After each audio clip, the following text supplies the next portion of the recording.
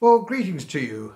I want to talk just very briefly about the energy policy, or the suicidal energy policy that Great Britain has been pursuing now for 15 years and even longer.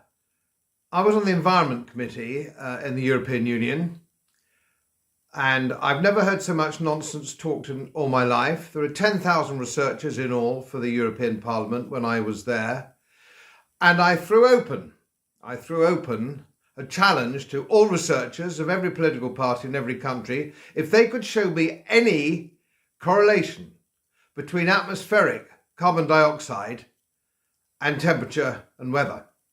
None could, simply because there is none. And this is why we haven't been able to debate this on mainstream TV, which is where most people get their information. There has been no serious debate. There has been plenty of people appearing on your TV screens. There have been celebrities, royals, actors and actresses, goodness knows, but very, very few independent scientists, and yet there are thousands of them who do not accept the hypothesis that man-made carbon dioxide is going to cause some form of apocalyptic end to the planet. It's nonsense, and it's WEF sponsored because it's about political control, and most of my subscribers know that. Now, for some time I've been building a website, as always, editing it with experts, independent international scientific experts from all over the world, with charts and data and everything else that you possibly need to make your own decision. Please visit it and have a look for yourself, because we are going into some sort of suicidal pact here in Great Britain over this subject with net zero. Net zero, which is absurd, impossible, unnecessary, and we're now tripling the number of wind turbines we're going to have. But 3 times FA is still FA. It's 3 times nothing. It's a waste of time. We've got solar panels now being distributed around Yorkshire. Solar panels. You know, I love Yorkshire, but the sun don't shine here very much, to be brutally frank. It's absolute madness. So we've got wind turbines, we've got all sorts of things which don't work, which is why we are in the mess we're in now. And yet we have natural gas under our feet, particularly in Lancashire.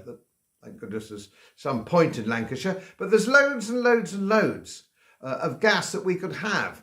We could be independent or nearly independent in our energy, and we're going completely the wrong way about it. Nobody else in the world is taking any notice. Even the ludicrous European Union now has backed off this net zero nonsense, all right? Nobody else except us are doing it. So we're driving away our manufacturing industries to places where the energy is cheaper.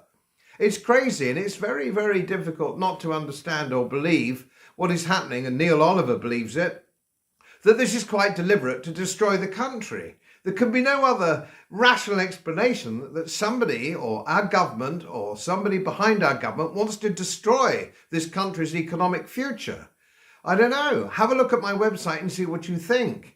We have to get away from this utterly crazy net zero policy and the hoax hypothesis that somehow man-made global warming is a real phenomenon.